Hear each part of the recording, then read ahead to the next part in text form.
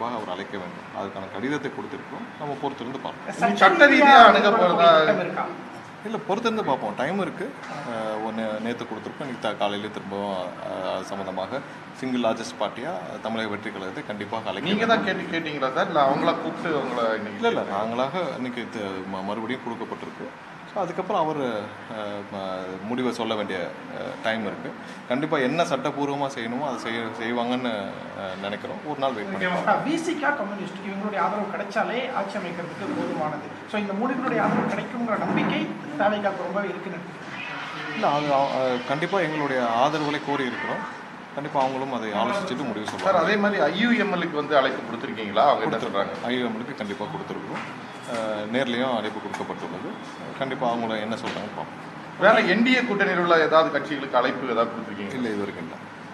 அதற்கான எண்ணமும் இல்லை. இப்போ ஆதரவு கொடுக்கக்கூடியவங்க அமைச்சரவை பதவி கூட எதிர்பார்ப்பாங்க. அதெல்லாம் நம்ம எப்படி முடிவு பண்ண போகிறோம்? அந்த ஆதரவு வரட்டும். அதுக்கான ஏற்கனவே சொல்லியாச்சு. அதில் ஆட்சியிலும் பங்கு, அதிகாரத்திலும் பங்குன்னு எங்கள் தலைவர் வந்து முதல் மாநாட்டிலே சொல்லிட்டார். அனைவருக்கும் கண்டிப்பாக ஆட்சியில் பங்கு, அதில் அவங்களுடைய பார்ட்டிசிபேஷன் எல்லாம் இருக்கணுன்றதான் எங்களுடைய எண்ணம்.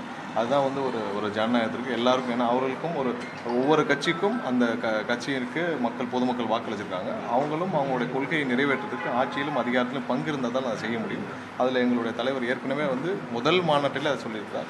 எல்லா கட்சிக்கும் அவங்களுடைய கொள்கையில் அவங்க மக்களுக்கு செய்ய வேண்டிய பணியில் ஆட்சியிலும் அதிகாரத்திலும் பங்கு இருந்தால் தான் செய்ய முடியும். அதற்கான பங்கீடு இருக்குன்றதுல முதல் மாநாட்டிலே சொல்லிட்டார். ஸோ அதில் எந்த மாற்று கருத்தும் இருக்காது. தேவைக்காவுக்கு மிகப்பெரிய நெருக்கடி இருக்கிறதா பார்த்தீங்களா? இந்த சூழல்லாம் எந்த நெருக்கடியும் இல்லை. 100% இன்னைக்கு வந்து 1.5 கோடி மக்களுக்கு மேலே 1,75,00,000 மக்களுக்கு மேலே வாக்களிச்சிருக்காங்க. இது ஒட்டுமொத்த தமிழக மக்களும் எங்களுடைய தலைவர் முதல்வரான வாக்களிச்சிருக்காங்க. இப்படி ஒரு தேர்தல் இதுவரை நீங்கள் பார்க்காத ஒரு தேர்தல் ஒரு வருஷம் சொல்லிட்டு இருக்கோம். நீங்கள் யாரும் பார்க்காத ஒரு தேர்தலாக கண்டிப்பாக இது இருந்திருக்கும். அதை நம்புறீங்க. மக்கள் திருவிழா போல வந்து வாக்களிச்சாங்க.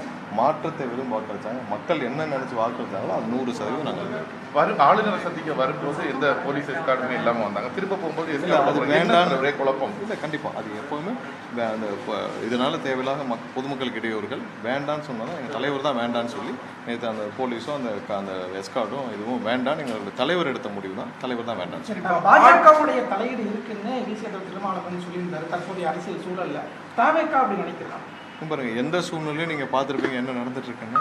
எந்த சூழ்நிலையிலும் நம்ம ஒரு நாள் வெயிட் பண்ணி பார்ப்போம். கவர்னர்கிட்ட கொடுத்துருக்கோம். என்ன வருதோ நம்ம வெயிட் பண்ணி பார்ப்போம். அதனால ஒன்றும் இல்லை. ஒரு நாள் நேற்று தான் கொடுத்துருக்கோம். இன்றைக்கி ஒரு நாள் இருக்குது. சட்டப்படி என்ன செய்யணுமோ அதை கவர்னர் செய்வார்னு நினைப்போம். செய்யலைன்னா அதுக்கு அடுத்த முடிவுகள் என்ன செய்யணும்.